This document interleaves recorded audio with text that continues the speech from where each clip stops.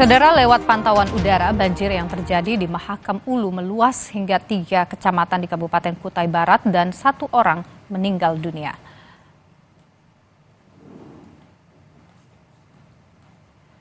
Dari visual udara, tampak banjir cukup parah di Mahakam Ulu, kini meluas di 3 kecamatan hingga Kabupaten Kutai Barat, yakni Ujoh Bilang, Datah Bilang, dan Long Iram.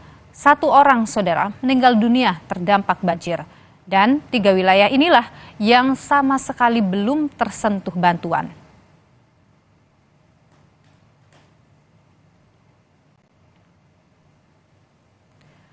Terdampak banjir 10 SMP, 24 sekolah dasar, dan 42 taman kanak-kanak tidak bisa melakukan proses belajar mengajar.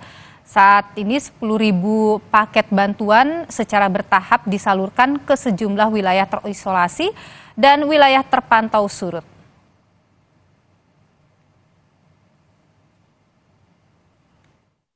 Saya ralat informasi tadi pagi 1 orang meninggal, ya 1 orang meninggal. Yang lain tidak ada, cuma itu aja.